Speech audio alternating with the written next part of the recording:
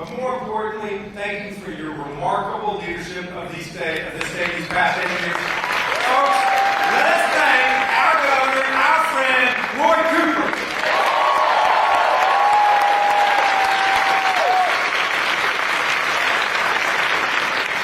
Madam Speaker, we are honored that you came to North Carolina tonight, and we are incredibly grateful for your many incredible contributions to our nation over your years of service. Thank you, Madam Speaker.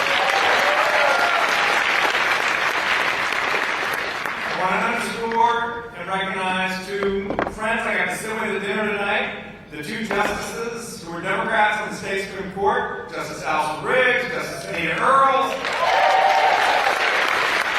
Would you two stand, and all candidates and judges in the room, please stand.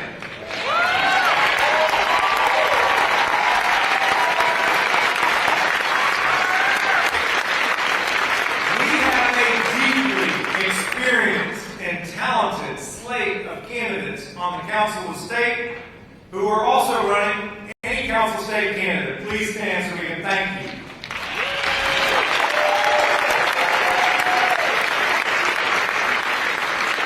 We heard from Senate Leader Dan Lieu and House Leader Robert Reeves. There are a number of legislators who are here as well. They go to the General Assembly, a place that is not always hospitable, and stand up for North Carolina values, and we owe them so much. All legislators and candidates for the General Assembly, please stand.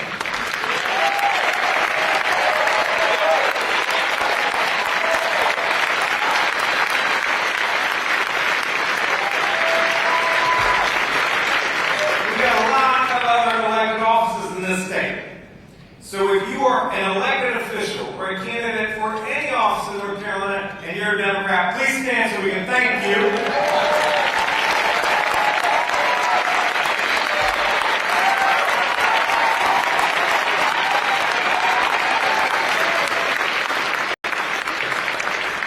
One person I want to recognize whom I will not ask to stand is my wife and best friend, Anna.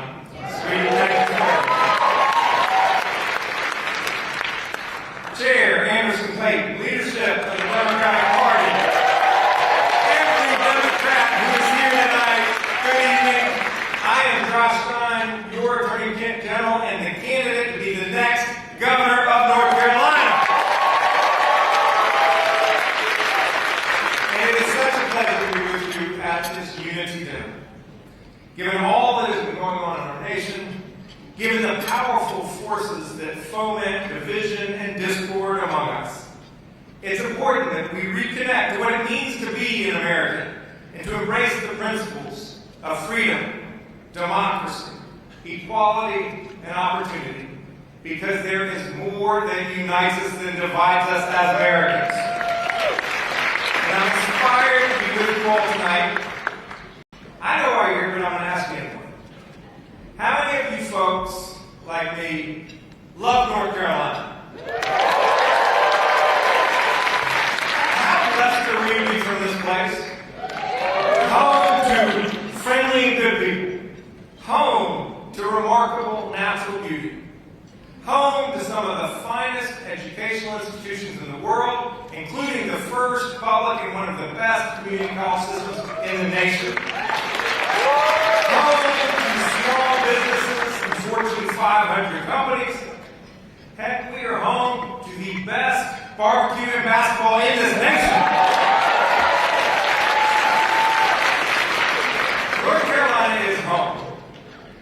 And I'm running for governor because I love our home state. And I believe in the promise of North Carolina. That if you work hard, where you come from should never limit how far you can go. To deliver on that promise, we must invest in our people and their futures so that we can build a safer and stronger North Carolina where our economy continues to grow and works for more people, where our public schools are excellent and our teachers well paid.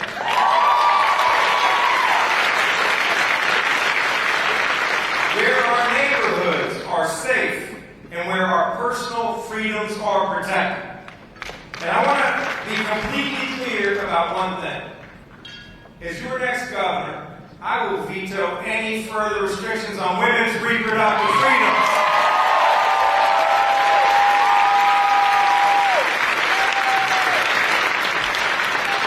It's about putting people first and fighting for them. And that is what I have had the honor of doing these past 7+ years as your Attorney General. Fighting for the people of North Carolina and delivering. Whether it's taking the opioid and fentanyl producers and leading a national bipartisan coalition of state attorneys general to take the drug companies to court and hold them accountable, which we've done to the tune of more than $50 billion. Or it's eliminating what had been the largest backlog of untested rape kits in the entire country to deliver justice to victims and make our communities safer. Or is defending women's right to choose and our right to vote. Friends, those freedoms and so much more are on the line this November here in North Carolina. The stakes facing our state could not be higher, and the choice could not be clearer. Two competing visions. Ours is forward-looking, positive, and welcoming. It is about creating opportunity for every person and then tapping their potential so that we can build a better and brighter future together. My opponent, Mark Robinson's vision is one of division, violence, and hate. It's about fighting job-killing culture wars. He says the most awful things about other people, human beings. Calls public school teachers wicked people, demons. Insults gay people in the most vile of language. Declares women are not called to lead. Called the civil rights movement crap. Just last week, he bellowed from, of all places, a church pulpit. Some people need killing. It is outrageous and it is ugly. But it is not just what he says, it's what he would do. He wants to slash public school funding, make it harder for people to vote, and completely ban abortion with no exceptions. Not for rape, not for incest, not even for the life of the mother. He is a conspiracy theorist. He denies the 2020 election results. He denies the climate crisis. He even denies the Holocaust. Friends, we must deny him the governorship of North Carolina.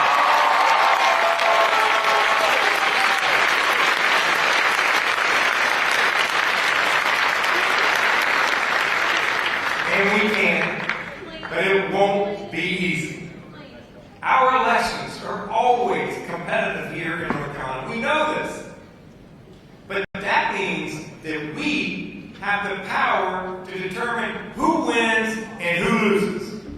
We have the power to determine the future not only of North Carolina, but even the country and possibly even the world. People in other states hunger for the kind of power that we have here in North Carolina. To possess this political power is a privilege. It is also a responsibility. We must use it.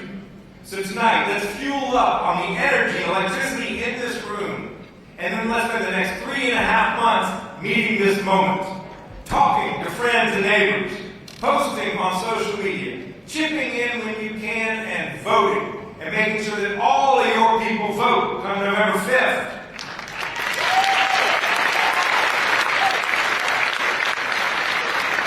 When we do the work, when we win, we will break the supermajority in the General Assembly. We will put more good people on the bench to elect good people to the Council of State.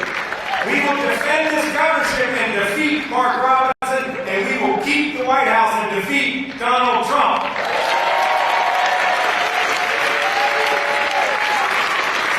Our power. Together we will build a North Carolina that is safer, stronger, and more prosperous for everybody. God bless you all.